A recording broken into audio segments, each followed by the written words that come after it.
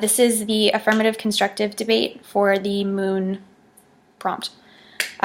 First contention is we should develop the moon because there is a wide variety of resources readily available in space from various bodies, including asteroids, close planets, and moons, that we need to be taking advantage of in an attempt to be fully efficient in global production.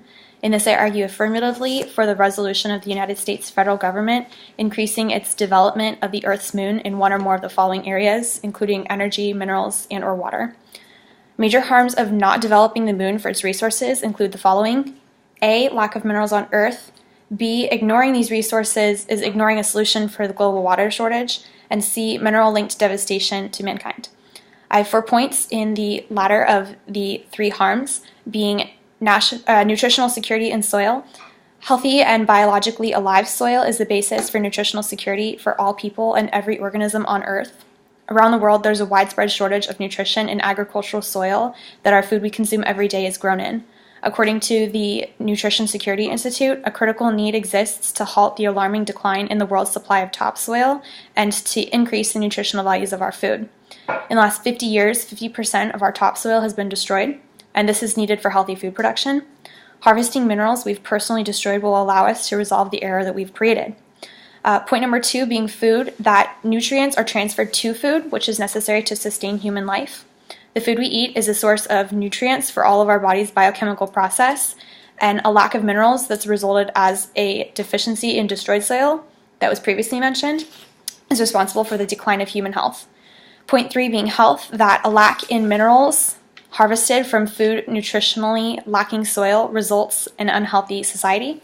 According to the USDA, Americans lack the minerals calcium, magnesium, potassium, and vitamins A, C, D, and E. Without these needed vitamins and minerals, research shows that people are more likely to develop chronic health problems. Point 4 is global pandemics, meaning that the spread of disease and death attributed to chronic health problems that stem from mineral deficiencies can and most likely will cause financial devastation around the globe, not to mention wiping out a significant proportion of Earth's population. I have 4 sources of diseases that can be attributed to vitamin deficiency from Erlen Prim, including scurvy, which is a lack of vitamin C, rickets stemming from a lack of vitamin D, beriberi, which is a deficiency of vitamin B1, and pellagra, a lack of vitamin B3. These are all really nasty diseases that come just from vitamin deficiency, not mineral deficiency. The mineral ones are worse. These 3 potential risks that fall into place as a result of not developing the moon all can be attributed to politics and the global population. With 7.3 billion people on Earth, according to the statistics from geohive.com, we can actually see resources like water and minerals being used up. Mineral shortages can be contributed to politics and global population. Politics in that rare earth elements like lanthanides, or REEs, are key to maintaining our current economy and lifestyle and crucial to developing a sustainable future. Over the last 15 years, China has gained control over these minerals and has become the main supplier of REEs. Unfortunately, however, they believe that 2/3 of their total supplies have already been mined and they are in need of acquiring more. This is why they're in favor of extracting resources from the moon. As linked to global population, today's advanced technology and elements that are required to produce items in high demand use nearly every element on the periodic table, as opposed to 50 years ago when a really small percentage of elements on the periodic table were used. For example, as stated from Paris Tech Review, even the simplest of mobile phones contain about 40 distinct minerals, from crushed limestone as a plastic filler to rare earth metals. Over the last 100 years, there's been a dramatic shift in the range of raw materials needed to make everyday items for our modern economy, that along with a massive increase in the use of mineral resources per capita. Water crisis can also be attributed to politics and global population. Politics in that the government has refused to develop energy-efficient desalination plants where salt is removed from seawater in order to create safe drinkable water that they need to use. And we also need to improve water catchment and harvesting, meaning to make better use out of water runoff resulting from rain. Water crisis is attributed to global population and that individuals and businesses alike don't take measures to conserve water. For example, industrial water use accounts for 22% of global compensation, according to CircleOfBlue.org's top 19 solutions for global freshwater crisis. The corporate footprint includes water directly and indirectly consumed when goods are being produced. It's not even used for human consumption. It's used for good production. Currently, more than 1 billion people don't have access to water, and with 70% of clean water being used for agricultural products, water is being improperly placed, and this results in a shortage in the parts of Earth that need it most.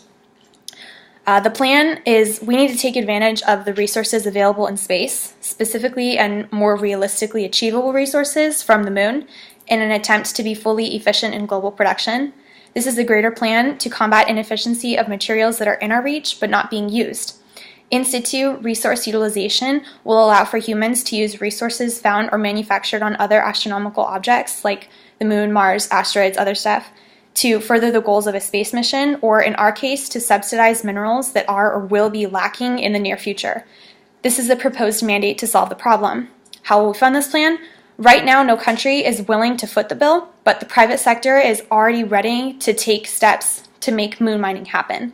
It's estimated that the cost of lunar prospecting will be approximately $20 billion over a 10-year period. This new and exciting method of extracting lunar resources is being fervently researched and considered by great space associations like NASA and the Science and Missions Systems Office. Planetary geologists speculate that the moon's polar craters may hold billions of tons of hydrogen, perhaps even in the form of water ice. Discovering rich concentrations of hydrogen on the moon would open up a universe of possibilities, literally. So where exactly is the raw material and how will we retrieve it? The most likely place is to look in the loose surface material at the bottom of lunar craters on the moon's south pole. Scientists believe that the cold interior of this crater have trapped water and hydrogen, which may have been shed by comets and asteroids that collided with the moon. The first step would be to melt the ice, purify the water, then electrolyze the water into gaseous hydrogen and oxygen, and then condense the gases into liquid hydrogen and liquid oxygen, also to process them into hydrogen peroxide. All of these can be used as rocket fuels. Should other volatiles like ammonia or methane be discovered, they too would be processed into fuel, fertilizer, and other useful products. We live in really interesting times right now. The technology, opportunity, and need to undertake a mission such as mining the moon exists. Global tensions over resources, energy, and the environmental balance will only intensify in the coming years, but new technologies may solve some of these problems, and ultimately we have to look to the moon for the future of Earth.